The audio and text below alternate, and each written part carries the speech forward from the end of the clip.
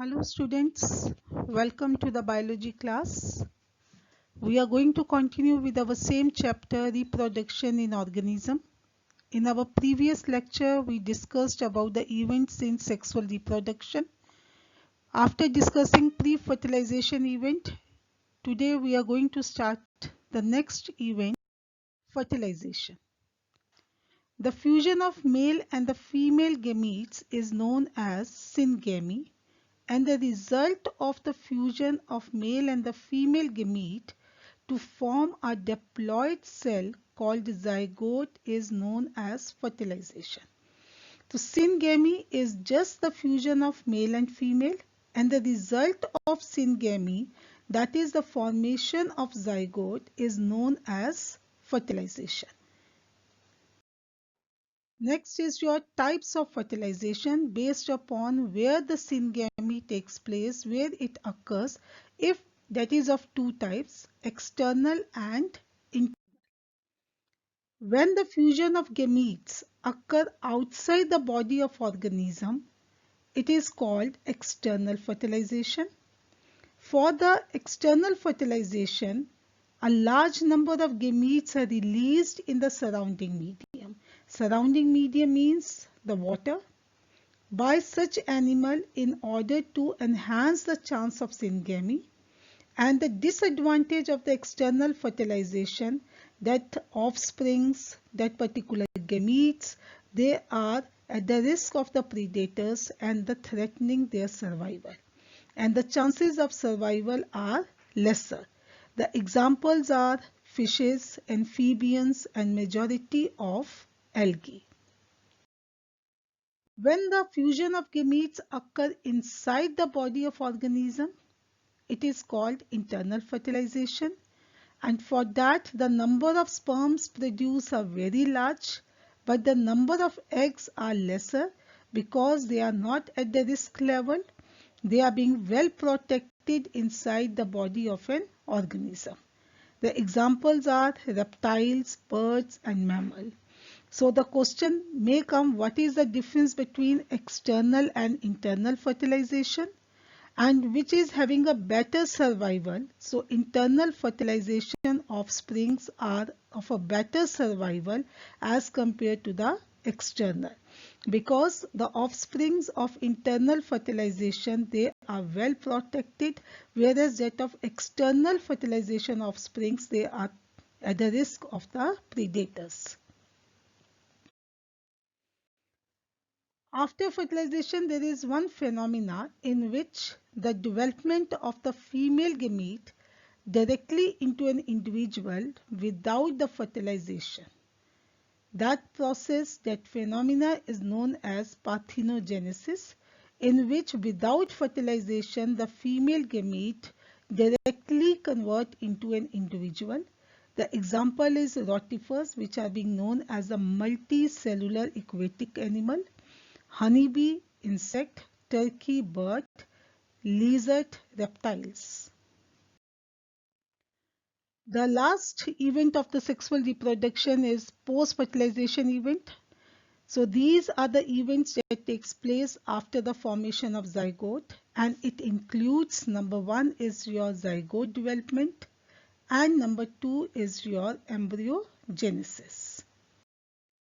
Zygote is the vital link that ensures the continuity of species between organisms of one generation to the next.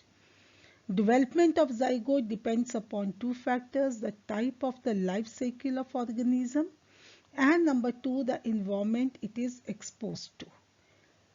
The type of life cycle of organism, we are having two types of life cycles. One is haplonotic life cycle. During that life cycle, the zygote undergoes the reductional division, meiosis, to form haploid organism. The parent of that particular life cycle is of haploid.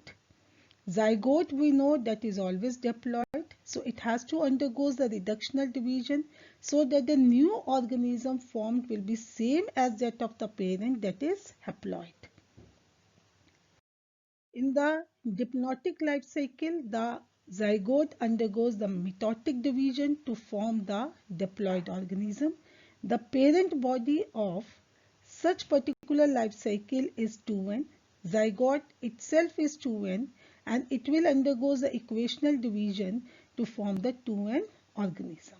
So depending upon the life cycle, if the zygote has to be in the life cycle of the haplotic life cycle, it has to show the reductional division, and for diplotic life cycle, it has to show the mitotic division or the equational division. Clear? Now next is environment it is exposed to. The zygote when undergoes the development only during the favorable conditions. If the conditions are not favorable, zygote develops a thick wall around it and undergoes the period of the rest before the germination. But as soon as the favorable conditions will return, zygote develop into the new organism. Such organisms or such particular things are being shown in many algae and the fungi. The next is your embryogenesis. The process of development of embryo from zygote is called embryogenesis.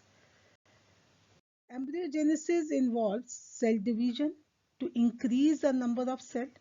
Number 2, cell enlargement or the growth to increase the volume of living matter.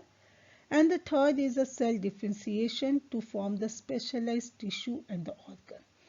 So embryogenesis, they are showing the three particular steps. One is cell division to increase the number of the cells. Number 2 is cell enlargement to increase the volume of the living matter. And the third one is cell differentiation to form the specialized tissue and the organ.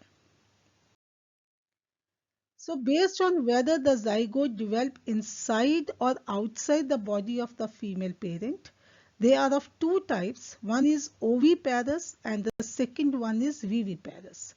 Oviparous are those which lay fertilized egg. Viviparous are those which give birth to the young ones. The fertilized eggs, they have the calcareous shell wall and young ones hatch out after the period of incubation. The fertilized egg has no shell and develops into the young one inside the body of the female organism. Chances of survival of young one is less as the female lays egg in the environment surrounding. Chances of survival of young one is more because of the proper embryonic care and protection inside the mother's body.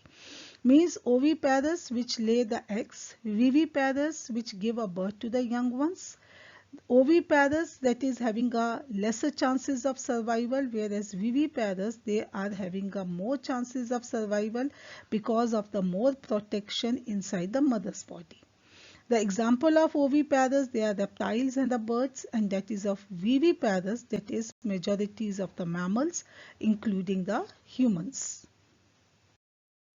In plants, the post-fertilization changes are as follows. That is, in the flowering plant, zygote is formed inside the ovule where the zygote develops into an embryo. Fertilized ovule develops into the seed, ovary develops into fruit, seed after dispersal in favorable conditions germinates to produce new plants. The outermost protective covering of the fruit is known as pericarp or the fruit wall.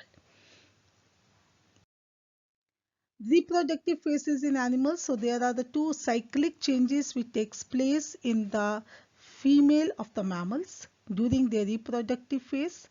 In the primate mammals, the such cycles that is called as a menstrual cycle, while in non-primate mammals like that of your cat, dog, it is called as an ostrich cycle. Those mammals which exhibit such cycles only during the favorable seasons or particular season of the year, they are called as the seasonal breeders. While those mammals which are reproductively active throughout the years, that is called as the continuous breeders like that of the human beings. So these are some review questions related to the fertilization and the post-fertilization events, and that is the end of this chapter. So please go through this chapter once again and the exercises of the NCERT book. Till then, goodbye. Thank you.